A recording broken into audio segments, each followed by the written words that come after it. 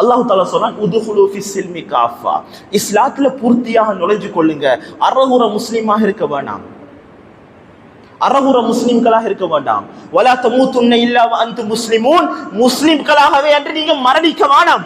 மௌத்தாகிறியா ஈமானோட மௌத்தாகு, ஒரு முஸ்லிமா மௌத்தாகு. ஈமான் கலட்டப்பட்ட நிலைமையில வேற சிந்தனையோட உள்ளு கொண்டு வெளியே கொண்டு வச்சு கொண்டு நிஃபாக் தனத்தோட என்னிடத்துல வந்துராத. அல்லாஹ் குர்ஆன்ல சொல்றான் வலா தமூதுன்ன இல்லா வ அன்தும் முஸ்லிமூன், மௌத்தாக வேணுமா முஸ்லிம்களாக மட்டும் மௌத்தாகுங்க, ஈமான்தாரிகளாக மட்டும் மௌத்தாகுங்க. இஸ்லாத்துல பூர்த்தியாக நிறைஞ்சு கொள்ளுங்க. அறகுற முஸ்லிம்களாக வாழாதீங்க, அறகுற அமல்களோட வந்துடாதீங்க. மேலான கனவான்களே, பெரியார்களே, சகோதரே, கொஞ்ச கால வாழ்க்கையை அல்லாஹ் தஆலா தந்திருக்கிறான். மேலானவர்களே, இது நிரந்தரமான உலகம் அல்ல. நாங்க இன்னொரு உலகத்தை நோக்கி போக வேண்டியிருக்குது, இன்னொரு மறுமையை நோக்கி நாங்க நகர வேண்டியிருக்குது. கொஞ்ச காலம் மறுமையை சம்பாதிக்கிறதுக்காக வேண்டி அல்லாஹ் தஆலா தந்திருக்கிறான். உலகத்தை விட்டு ஒதுங்குங்கன்னு சொல்றது இல்ல, உலகத்தை அப்படியே கை விடுங்கன்னு சொல்றது இல்ல, திருமணம் முடிக்காதீங்க வியாபாரம் செய்யாதீங்கன்னு சொல்றது இல்ல.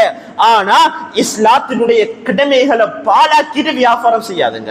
இஸ்லாத்தினுடைய கடமைகளை ஓரம் கட்டிட்டு, தொழுகையை ஓரம் கட்டிட்டு, இதர அமல்களை ஓரம் கட்டிட்டு உலகத்தை தேடாதங்க.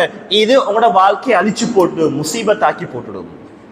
மேலான கனவான்களே, பெரியார்களே, சகோதரர்களே, எனவே தான் உலகத்துடைய யதார்த்தத்தை புரிஞ்சு அதை விளங்கி அல்லாஹ் ரசூலுக்கு பொருத்தமான முறையில வாழக்கூடிய பாக்கியத்தை அல்லாஹ் தஆலா நம் அனைவருக்கும் தந்தருள்வானாக.